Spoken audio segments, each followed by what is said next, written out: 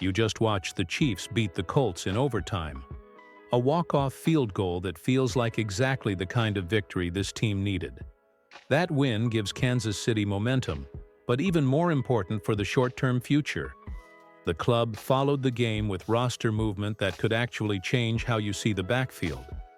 Sources say the Chiefs signed former Texans running back Dameon Pierce to the practice squad. And that's the massive news everyone's talking about after the win. Let me be blunt with you. On paper, this looks like a two-part win.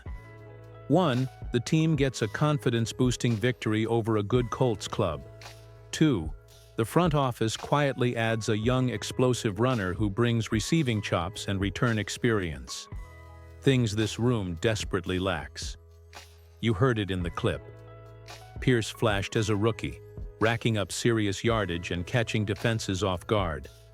Then slid down the depth chart in Houston. A change of scenery, better blocking, and the Chiefs' scheme could be exactly what he needs to get back to that rookie form. For you as a fan, the immediate upside is simple. More playmakers, fewer carries dumped on Kareem Hunt, and possibly a fresh burst of home run speed on any given snap. That doesn't mean Pierce is an instant bell cow or that Andy Reid will hand him the keys. Expect a slow integration. Practice squad, maybe an elevation, special teams work first. But between the Colts win and this signing, you should feel a little more optimistic about the Chiefs' depth and playmaking potential. Quick poll for you. Do you want the Chiefs to elevate Dameon Pierce this week? Yes or no? Drop your vote and tell me in the comments what role you'd like to see him play. Rotational back, special teams ace, third down receiver, or stay on practice squad. If you're enjoying this breakdown, do me a favor. Like the video and subscribe to help us hit 6,000 subscribers, so more Chiefs fans can find this channel. I'll get into the full scouting profile and how Pierce fits the roster in the next chapter once you give me the go-ahead. Dameon Pierce is the kind of player who makes sense on paper for the Chiefs. Young, 25, athletic, and versatile. A runner who can also catch and contribute on returns, which is exactly the toolkit Kansas City has been missing at times this season. As a rookie, he flashed real production and playmaking ability.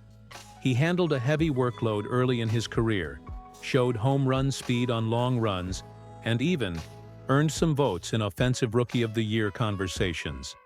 That early tape matters because it proves the traits are real. Burst, contact balance on some runs, and legitimate short area catching skills out of the backfield. What's also true is the downslide. After those initial years, his snaps and production fell off in Houston across subsequent seasons. And by 2025, he wasn't in the rotation, which is why he hit waivers. There are a few obvious explanations for that decline that matter for you as a fan when evaluating this move. 1. Houston's offensive line play over his tenure was frequently poor, which can depress a running back's numbers and mask what he can actually do in better blocking. 2. Scheme and opportunity matter. Changes in coaching staffs, offensive plans, or even how a team splits carries can bury a player who otherwise has traits. And 3. Confidence and role fit are huge. Some runners bounce back with a fresh start, especially in an offense that uses them creatively. Now, how does he fit Andy Reid's system? There are promising overlaps. Reid values backs who can be productive from under center and who can be threats in the passing game. That's where Pierce's receiving chops and alfresco speed could be useful. He's not an immediate three-down bell cow, but as a change-of-pace explosive option and special teams contributor, he checks a lot of boxes. Imagine third-down checkdowns, occasional swing passes, gadget plays, and the occasional kick return. Pop. Realistically, the Chiefs will likely take a measured approach. Practice squad time, special teams reps, and then 1 or 2 elevations if they want to test him in game conditions. The ceiling here is a career resurgence role where he becomes a rotational spark. 40 to 60 snaps on weeks where the Chiefs want more vertical threat juice. while the floor is a depth special teams player who never regains that rookie production. For you, the practical takeaway is this. Pierce gives Kansas City a cheap, low-risk candidate with upside in the exact areas, receiving explosiveness, returnability, you've been asking for. Before we move on, I want to hear from you. In the comments, choose one role you want Pierce to have. Rotational change of pace back, special teams ace, third down receiving back, or strictly practice squad depth. And explain why in one sentence. If you're finding this useful, hit like and subscribe to help us reach 6,000 subscribers so more Chiefs fans see this analysis. When you're ready, right now the Chiefs' running back room looks thin on explosive playmaking and heavy on workload concerns, and that's exactly why this signing matters. Isaiah Pacheco is dealing with a knee issue that's limited him at times. Kareem Hunt is shouldering heavy touches, including a massive workload in the Colts game. And Clyde Edwards-Helaire has struggled to provide the consistent production you'd hope for in critical situations. Dameon Pierce arrives as a realistic low-risk option to alter that mix. He's young, has home run speed, can catch out of the backfield, and has return experience, which means he offers multiple paths to contribute that the current group lacks. Practically speaking, Pierce's most immediate value is twofold. One, he's a change of pace option who can take the edge on shotgun or outside runs and flip routine 4 to 6 yard plays into explosive gains. Two, he's a candidate for special team snaps and third down passing down work, which would let the Chiefs protect Hunt's workload while keeping their offense dynamic. Now, don't expect Andy Reid to hand him a starting job overnight. Reid historically integrates mid-season additions slowly, prioritizing situational packages and a strong grasp of protections and route concepts before increasing a player's responsibilities. That learning curve is real because Pierce didn't come through Chiefs camp and will need reps to sync with timing and pass pro assignments. Still, there are clear roster moves that could happen without drama. Pierce could push for Clyde Edwards-Helaire's snaps if CEH continues to struggle between the tackles. Or he could siphon gadget vertical snaps from Hunt in obvious passing or spread situations. The strategic wrinkle here is play call flexibility. The Chiefs have shown they can run effectively from under center, which historically helps backs who can finish runs in tight lanes. If Pierce proves he can do that, Reid might dial up more under-center looks to create a mismatch. Conversely, if the Chiefs keep leaning shotgun, Pierce's jump cuts and speed on the edge become even more valuable. Risks are obvious. He's out of rhythm. His recent seasons trended down, and there's no guarantee traits translate immediately to production. The upside, fewer carries for Hunt, a spark on special teams and occasional 20-plus yard plays, is worth the low cost of a practice squad pickup. Quick engagement. Vote now. Should the Chiefs elevate Dameon Pierce for the next game versus the Texans? Yes, no. In the comments, tell me who you think should lose the most snaps if Pierce plays Hunt, Pacheco, or CEH, and why in one line. If this breakdown is helping, like the video and subscribe so we can hit 6,000 subscribers and get more Chiefs fans into the conversation. Here's the practical timeline and the roster mechanics you need to know as a fan. The reports say the Chiefs signed Dameon Pierce, that's the correct spelling, to the practice squad after he cleared waivers, which means he won't be on the 53-man roster immediately, but he's eligible to be elevated for game day if the team decides to do it. The current standard for practice squad elevations in the regular season allows a team to elevate a practice squad player for game day a limited number of times before they must be signed to the active roster.